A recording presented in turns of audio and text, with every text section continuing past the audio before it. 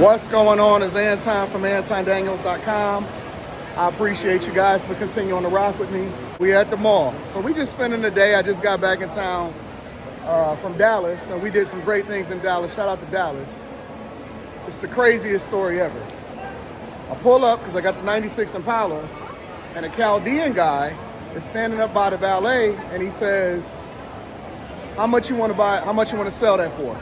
And I'm like, sell what? Are you going over there? Okay, cool. I'm like, sell what?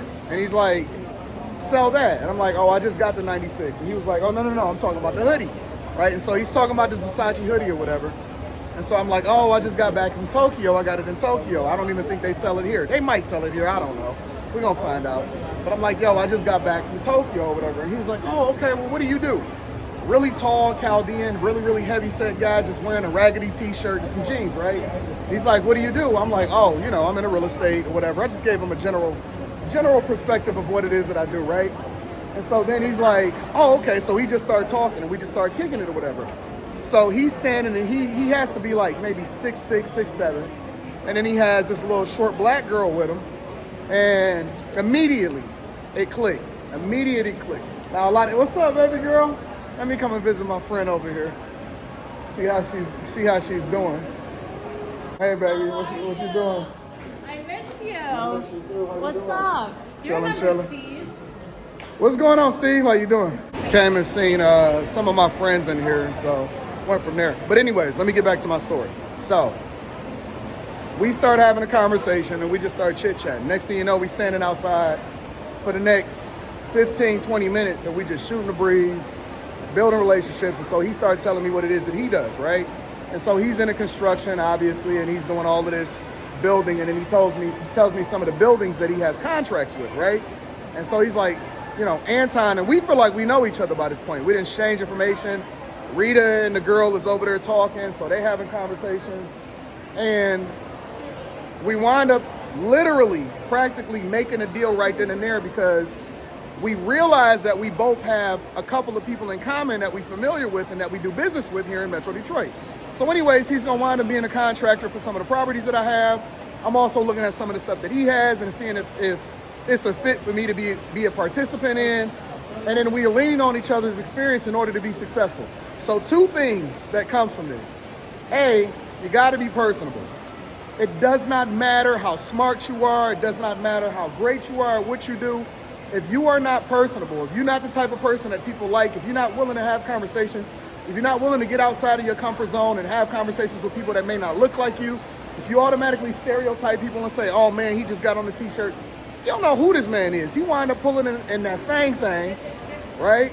And if you know what that thing is, it's that monster. He had one of the hardest cars in the parking lot. And then he wound up inviting me and Rita over and to go and get Chaldean food on 16 and DeQuinder. I don't even know what the restaurant is over there, but we're going to probably link up with him tonight and we're going to play it by ear. But my point is, A, never judge a book by its cover because you have no clue who it is that you're talking to. And then B, you have to be personable. The last thing that I want to convey to you guys over here is the girl that was with him, right? And I see this all the time. The girl that was with him, young black girl, right? She was probably no taller than 5'4". Looked like she was maybe 26, 27 years old. Cool. Nothing crazy, nothing, you know what I'm saying, wild about her. Like, she didn't look like an Instagram model or anything. She just looked like a regular girl. That was his girl. That was his chick. These guys that have money and they don't look like much, right? They may drive something dope or they may be pulling up in just a regular Yukon or something like that. These guys that got money, they keep them girls with them, right? That's A. B, the other side of it is a lot of these women y'all not really paying attention. The smart ones is making adjustments and they aligning themselves with people that don't necessarily look like them that's running the bag up. The smart ones is making adjustments. They aligning themselves with people that don't necessarily look like them, and they running the bag up. I don't know how much clearer I can convey this guy over to you guys. I'm about to go upstairs real quick. I don't know how much clearer I have to be in order to convey this over to you guys.